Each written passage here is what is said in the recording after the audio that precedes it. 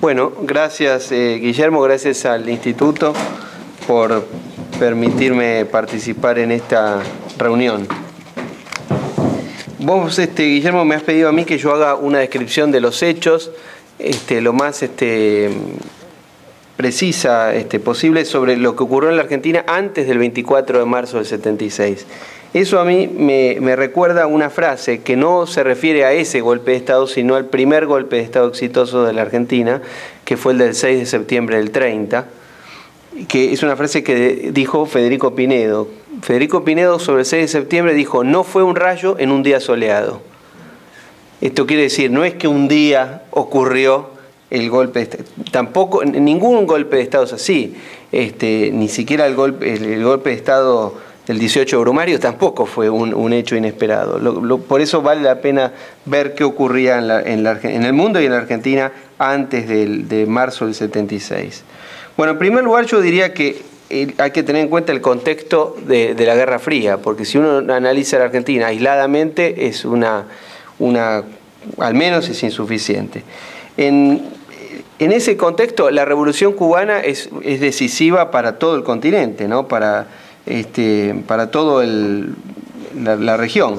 Y en los años 70 especialmente, yo diría que hay que tener en cuenta la situación en la cual la situación del enfrentamiento bipolar. En los años 70 probablemente fue el peor momento para los Estados Unidos y para el mundo occidental en el enfrentamiento con la Unión Soviética. Pensemos que en 1968 el presidente Johnson no puede intentar aspirar a un segundo mandato por Vietnam. Eso es lo que permite que Nixon pueda ser presidente de una manera inesperada. Después Nixon, por ejemplo, se ve obligado a decretar la inconvertibilidad del dólar.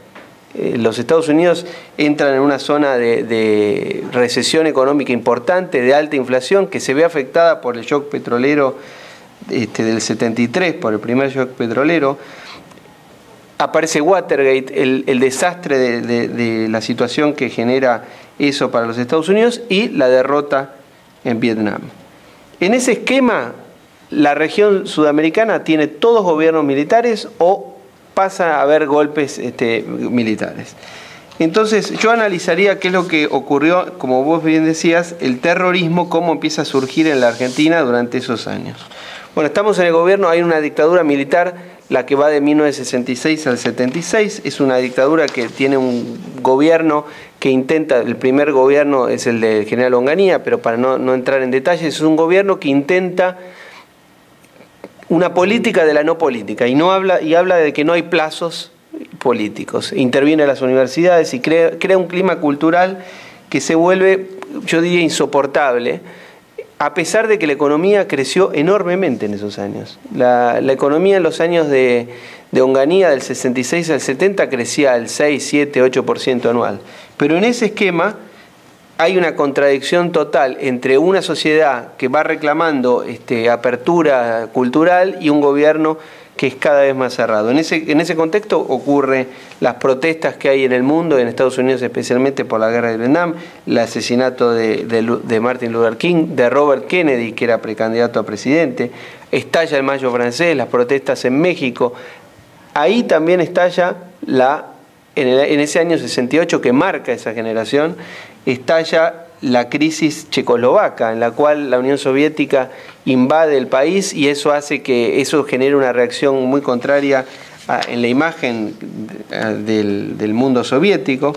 Pero en ese esquema en la Argentina estalla el Cordobazo y empieza a haber situaciones de violencia extrema, que son las que Ceferino Reato en su obra ha analizado minuciosamente y que las puede decir casi en tiempo real, porque él conoce con precisión todo. Pero yo diría que cuando Montoneros, cuando se produce el secuestro y el asesinato de Aramburu, y Montoneros lo hace, o si no lo hace, se lo adjudica, que para los hechos eventualmente sería asimilable, se inaugura una temporada de violencia extrema en la Argentina.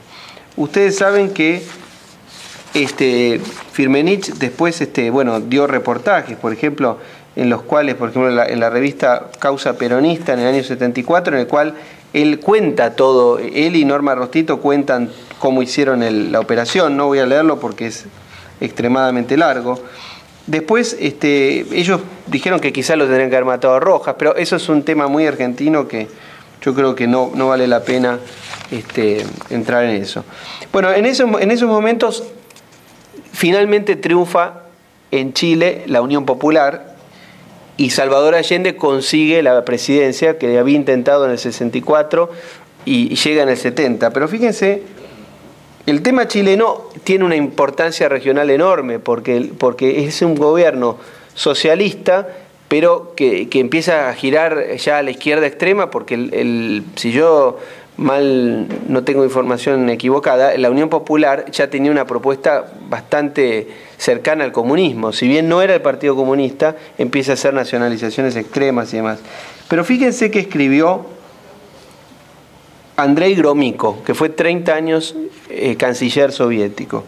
Él dijo, bueno, no era comunista Salvador Allende, pero sus planes sociales y económicos representaban un programa de reformas progresivas de liberación de la servidumbre y dependencia del capital monopólico norteamericano. Es decir, el aval del mundo soviético al gobierno chileno era evidente. Esto va a explicar después por qué para la administración de Nixon y Kissinger era fundamental impedir que ese gobierno prosperara o que terminara de instalarse.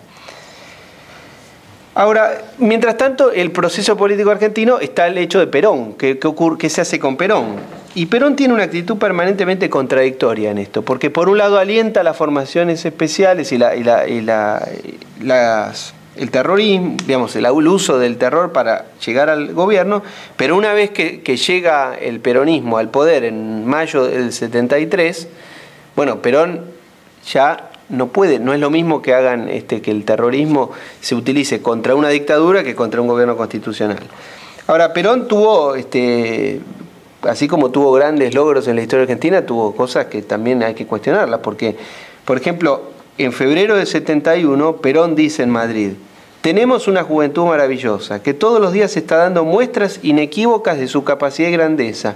Yo tengo absoluta fe en que nuestros muchachos se han aprendido a morir por sus ideales, y cuando una juventud ha aprendido y alcanzado esto, ya sabe todo lo que una juventud esclarecida debe saber. Bueno, en fin, hay un aliento permanente a todo esto. Ahora, ya cuando Lanús es presidente, después del interregno en el cual Livingston fue presidente, pero no va al caso, entrar en eso, se crea la Cámara Federal conocida como el Camarón. Entonces el terrorismo empieza a ser juzgado, si bien era un gobierno de facto, pero es un terrorismo que es juzgado con la ley y los detenidos, los presos son presos políticos, pero no hay, son situaciones visibles, digamos. Bueno, eso es la Cámara Federal, pero ahí ocurren los secuestros el 10 de abril del 72, el caso Salustro, el caso de Sánchez. Después viene la masacre de Trelew. Finalmente Perón regresa a la Argentina. Cuando regresa a la Argentina anuncia que Cámpora sea candidato. La candidatura de Cámpora, a su vez, es todo un episodio que yo no da el tiempo, creo, para que yo haga tanto detalle, pero aparentemente Perón no quería que Cámpora fuera... Aparentemente lo eligió porque pensó que iba a ser impugnada la candidatura de Cámpora. Pero fíjense lo que dice Perón el 4 de enero del 73 en la revista Panorama. Él dice: si yo tuviera 50 años menos, no sería incomprensible que anduviera colocando bombas. Eso lo dijo Perón en el 73. Entonces, esta contradicción siempre es permanente. Bueno, una segunda instancia ya es el del gobierno peronista, primero que tiene la etapa de Cámpora, que es muy conflictiva y muy breve, pero la guerrilla sigue actuando, ¿verdad? Y ahí Perón, cuando vuelve a la Argentina, habla de la frase de hacer tronar el escarmiento. Pero fíjense, bueno, se produce el golpe de Estado o el autogolpe de Bordaberry en Uruguay. La Argentina reanuda relaciones con Cuba. Y ahí se produce el caso chileno, que yo insisto con el caso chileno porque yo creo que es bien ejemplificador, porque el golpe de Estado de Chile del 73 es un episodio clave de la Guerra Fría. El golpe de Estado de la Argentina no es un caso típico de la Guerra Fría, porque la realidad es que la política argentina ya antes del golpe militar ya había decidido eliminar al terrorismo. Ya lo había hecho el gobierno constitucional de Isabel Perón. Ahora, fíjense la frase esta que se repite tanto, que Truman perdió China, que Kennedy perdió Cuba y que Nixon no podía perder Chile. Entonces, y en un momento en las grabaciones desclasificadas que han surgido hace poco, Kissinger dice bueno, en la época de Eisenhower nos hubieran condecorado por hacer esto. Lo que pasa es que ya no es la época de Eisenhower, ya habían pasado 20 años. Bueno, pero para analizar el clima de violencia que se vive en la Argentina, por ejemplo, tengo el testimonio aquí de Robert Hill, que fue embajador norteamericano en Buenos Aires, además de en otros destinos. Pero fíjense lo que dice en Buenos Aires. Dice, el terrorismo llegó en el año 73, presenta credenciales. Dice, el terrorismo ya había escalado, estoy traduciendo lo mejor que puedo. Dice, Perón estaba desencantado con los montoneros, una facción política con unos 25.000 integrantes. Dice, bueno, en el primer día que yo llegué, dice, de la residencia a la Cancillería, teníamos que viajar en un auto totalmente rodeado de custodia. Era más o menos 20 minutos de viaje, pero usábamos 9 tipos de rutas distintas. El auto había costado, para blindarlo, $52.000 en 1973. Esto lo dice después él en una entrevista en People en el año febrero del 78. Bueno, se produce el atentado del ERP en Azul, que eso provoca la caída del gobierno de la provincia de Buenos Aires.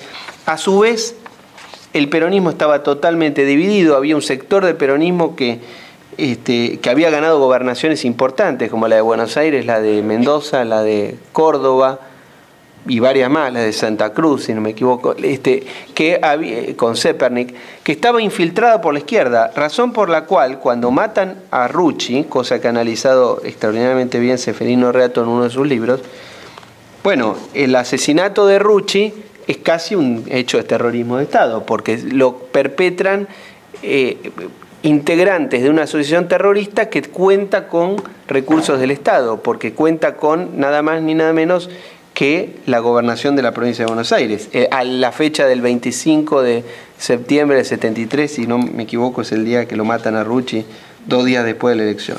Bueno, está el asesinato, muere Perón, y inmediatamente que muere Perón se desata completamente la violencia, porque ahí ya el aparato del Estado y el accionar terrorista se enfrentan totalmente, porque Montoneros desconoce la autoridad de Isabel Perón, dice que el único heredero es el pueblo, con lo cual no admite la designación de Isabel Perón como sucesora en la jefatura del peronismo y en la presidencia. Matan a Monroy, que había sido ministro del Interior de la NUCE, que había hecho la apertura política, pasan a la clandestinidad, tiene lugar la operación de secuestro de los hermanos Born, que para que ustedes tengan una idea, por ese secuestro se cobraron $60 millones en 1974. Quizá más Latón acá nos puede decir, pero es como decir ahora 400 millones, no sé, Como decir 850. 850, bueno, calculen eso. Bueno, un tercio de ese dinero fue a Cuba. Nunca volvió, eso obviamente, como ustedes podrán imaginar. En ese esquema se dicta el estado de sitio. Bueno, la cantidad de hechos de violencia yo podría estar toda la noche contándolos, no lo voy a hacer, pero fíjense algunos datos concretos. En julio del 75, el 1 de julio, en el año que pasa desde la muerte de Perón, 1 de julio del 74 a 1 de julio del 75, han muerto 433 personas por causas políticas, es decir, por hechos vinculados al accionar de la guerrilla. Montoneros acelera este proceso porque Montoneros decide que le conviene el golpe de Estado, porque ellos creen que eso acelera las contradicciones y que eso va a provocar la derrota del Estado y la toma del poder por parte de Montoneros. Y en ese esquema, Luder, durante un interinato, firma los decretos 2770, 71, 72, que establecen en todo el territorio nacional lo que había establecido Isabel Perón unos meses antes para la provincia de Tucumán, donde estaba concentrado un foco subversivo, que fíjense lo que dice el decreto. Esto, repito, es del noviembre del 75, 5 meses antes del golpe de Estado. Dice: Las Fuerzas Armadas, bajo el comando superior del presidente de la Nación, que será ejercido a través del Consejo de Defensa, procederán a ejecutar las operaciones militares y de seguridad que sean necesarias a efectos de aniquilar el accionar de los elementos subversivos en todo el territorio. Firman Luder, bueno, y los ministros. Uno de los ministros era Rukauf, que era ministro de Trabajo, después fue vicepresidente de la República, y él dijo, años después, firmaría, ya en la democracia, en el 87, cuando era candidato a diputado, declaró lo siguiente: firmaría de nuevo ese decreto, porque la policía había sido superada, y hay que ponerse en la realidad que vivíamos entonces. Había un accionar subversivo que atentaba realmente contra el conjunto de la ciudadanía. Se habilitó a las Fuerzas Armadas a que luchen contra esto, no a que cometan actos delictivos. Bueno, es largo. En el fin del 75 se funda la Asamblea Permanente por los Derechos Humanos, lo cual confirma también que toda esta situación no comenzó ni mucho menos el 24 de marzo, y así se llega a la situación final. La situación final, fíjense, el diario La Prensa, 2 días antes del golpe de Estado, el día 22, publicó una estadística que revela la situación del país. Señala que desde el 25 de mayo del 73 han muerto 1.358 personas por el accionar del terrorismo y 445 terroristas. La suma indica que han muerto 1.803 personas desde que asumió Cámpora, ¿se entiende?, durante el periodo de gobierno constitucional. Es decir, 3 muertos cada 2 días. Esto, La Prensa, 22 de marzo del 76. Y lo último que yo les quería, a pedido de Lustó, vos me pediste también que yo comentara ya cuál es la respuesta de la democracia a todo esto. Yo diría que hay que destacar 3 periodos. En un primer periodo es la respuesta que da el gobierno radical de Raúl Alfonsín con los juicios, el juicio de las juntas y el enjuiciamiento a las cúpulas terroristas. Que eso se logra, yo acá tengo los decretos, pero no lo voy a leer, pero sí, los traje por si alguien preguntaba además. Y después se logra, ese juicio se realiza finalmente con dificultades, pero se termina realizando. Alfonsín ya en la campaña del 83 había hablado de la situación de cómo debían entenderse las responsabilidades. Fíjense, él dijo en un acto en Ferrocarril Oeste el 30 de septiembre, un mes antes de la elección: vamos a declarar la nulidad de la autoamnistía que había dado el gobierno militar. Pero tampoco vamos a ir hacia atrás, mirando con sentido de venganza. No construiremos el país del futuro de esta manera, pero tampoco lo haremos sobre la base de la claudicación moral que sin duda existiría si actuáramos como si nada hubiera ocurrido en la Argentina. Aquí hay distintas responsabilidades, 2 puntos. Hay una responsabilidad de quienes tomaron la decisión de actuar como se hizo. Hay una responsabilidad distinta de quienes cometieron excesos en la represión. Y hay otra de quienes no hicieron otra cosa que en un marco de extrema confusión cumplir órdenes.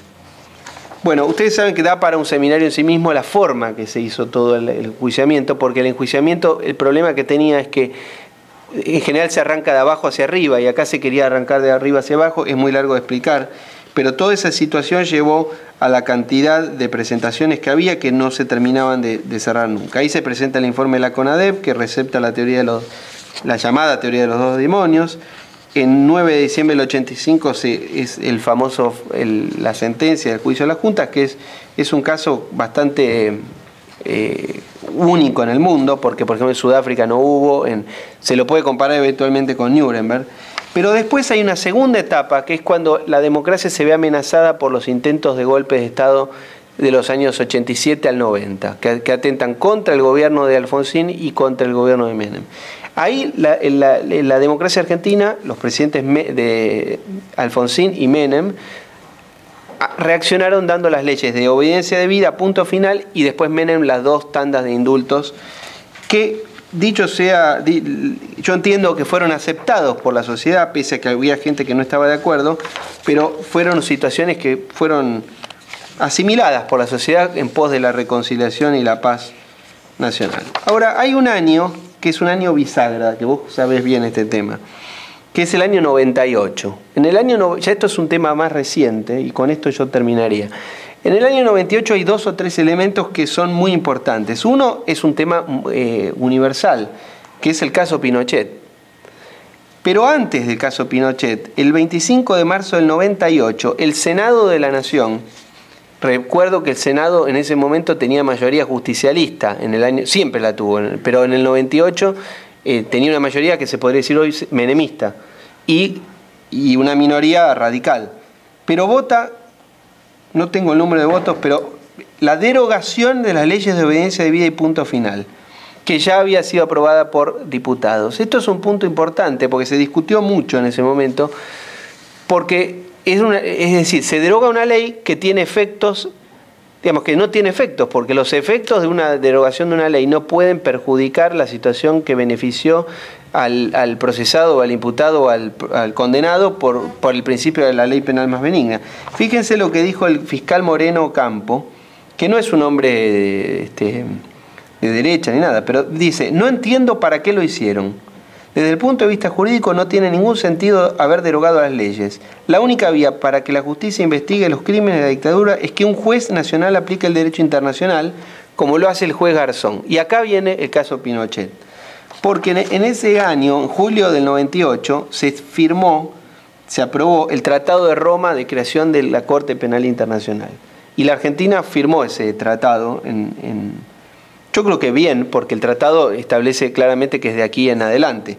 Pero el problema es que los casos de lesa humanidad se declaran imprescriptibles. Entonces, ahí, el 9 de junio del 98, se ordena la detención de Videla en el marco de la causa por robo de niños. Ese es eso es la ventana con la cual se revirtió la política que se había hecho en la democracia de juzgar, después limitar el juzgamiento, indultar y cerrar el tema. Esa situación se ve exacerbada con el caso Pinochet, que es un tema, como todos ustedes saben, que excede a la Argentina, pero que es un tema universal. Yo creo que con esto, perdón que me extendí, pero bueno, estos son muchos hechos, ¿no? Pero entiendo que más o menos es lo que vos querías que yo presentara. Gracias.